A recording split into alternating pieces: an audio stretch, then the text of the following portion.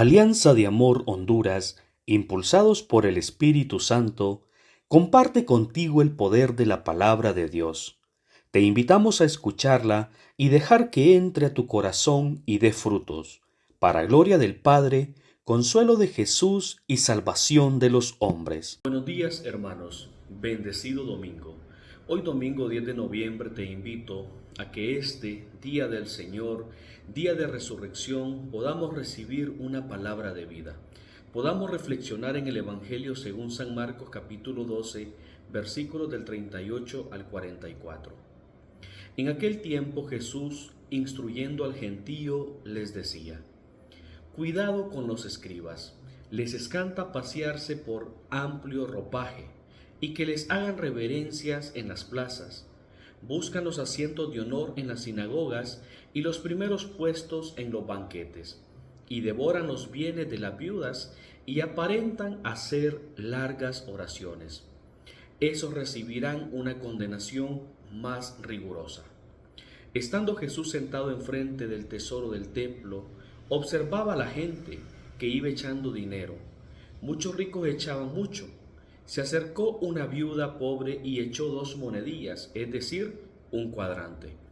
Llamando a sus discípulos, les dijo: En verdad os digo que esta viuda pobre ha echado en el arca de las ofrendas más que nadie, porque los demás han echado de lo que les sobra, pero esta, que pasa necesidad, ha echado todo lo que tenía para vivir.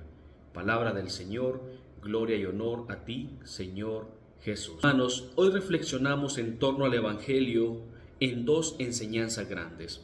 En las primeras líneas tenemos la mirada de Jesús, en donde exhorta, critica la vanidad. En donde tenemos aquel grupo de escribas que eran ostentosos, que tenían puestos en las sinagogas, que daban las ofrendas mayores, pero que no había un despojo interno, no había una vivencia de la palabra, no había un testimonio, no había un encuentro con el prójimo. Cayeron en que la fe era una ostentación de lujos, cayeron en que la fe era un puesto, era una mirada superficial, eran telas, era la fachada de ellos, la imagen que ellos daban en las sinagogas. Pero tenemos el segundo grupo, o la segunda enseñanza, la viuda y su alrededor, a los que esta viuda representa. Aquellas personas que dan todo lo que tienen, aquellas personas que se dan en el momento, que dan la situación, que el problema, la situación los acerca a Dios a dar todo. Y es que la viuda ofrenda lo que ella tenía, el bien material que ella tenía, se despoja y lo da con amor. Hermanos, en nuestra vida nos sucede de estas 2 formas, no hay otra.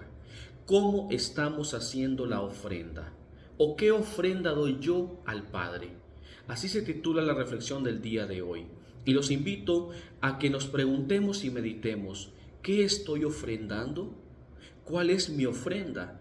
Y si mi ofrenda viene de lo muy adentro de mi corazón, si viene de un despojo que nace del amor, si viene de un sacrificio, si viene de aquello que nace del alma, para darlo todo a Dios Padre en un servicio, en la familia, en tu trabajo, en tu realidad temporal.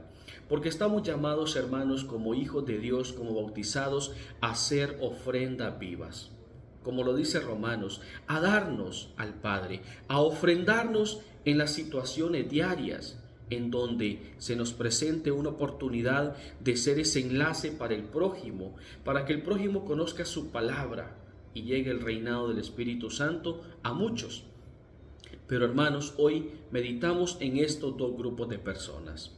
Los escribas ofrendaban sin ningún valor humano, sin ningún sacrificio, sin ningún despojo, sin amor. Era una ofrenda vacía, era una ofrenda de fachada. Muchas veces podemos caer en un servicio vacío, podemos caer en una fe vivida desde lo humano, desde el qué dirán. Los escribas ofrendaban lo que a ellos les sobraba. Y cuando daban lo que les sobraba, no había un despojo, no había un sentimiento de valor, no había una experiencia por el cual se ofrendaban o un significado desde la fe. Sin embargo, la viuda se da con amor. La viuda desde su situación, desde el problema de escasez, desde donde se encuentra con ella misma en su miseria, que no tiene para qué comer, pero ella da eso, lo ofrenda a la iglesia, lo ofrenda al Padre, lo da con amor, con despojo, desde lo muy adentro de su ser. Hermanos, es para que nos preguntemos, ¿qué estoy dando actualmente yo al servicio de Dios en mi realidad temporal? ¿Cómo estoy dando yo mi ofrenda a Dios Padre? ¿Doy lo que me sobra? Aquello que no me cuesta darlo, aquello que no implica renuncia, que no implica vencimiento, que no implica amor, aquello vacío, aquello que lo puedo hacer sin ningún motivo. Por último, recordemos, hermanos, que estamos llamados a hacer ofrendas agradables a Dios Padre. Y una ofrenda agradable ante Dios es unida a Jesucristo. Cuando esa ofrenda se une a Jesucristo, toma sentido, toma valor, toma santidad. Pero cuando una ofrenda se da desde mi yo, mi voluntad, desde mi parte humana, muchas veces como los escribas, desde una fachada, desde el ostento, desde un lugar, esa ofrenda no es agradable a Dios Padre, porque no tiene significado, no tiene valor santo, porque no tiene un desprendimiento o no tiene una causa que es el amor, que es la experiencia de Jesucristo. Estamos llamados a hacer esa ofrenda agradable a Dios como lo hizo Jesús, que se dio y se donó todo, y como lo hizo hoy en el Evangelio la viuda, que la viuda en aquel contexto era aquel momento desgastante de la vida o aquel momento bajo de la vida de desolación.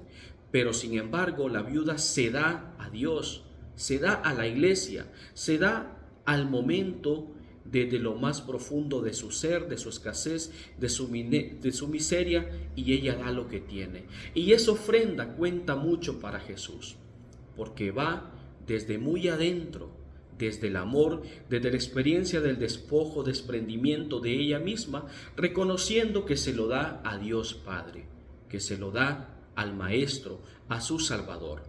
Así estamos llamados hoy, hermanos, a que nos donemos primeramente nosotros, nuestro ser, nuestra alma. Después, donar y entregar aquellas realidades temporales mediante nuestro testimonio, nuestra oración. Recordemos, hermanos, que estamos con un propósito y misión de ser ofrendas agradables a Dios Padre. Jesús, Salvador de los hombres, sálvalos, sálvalos.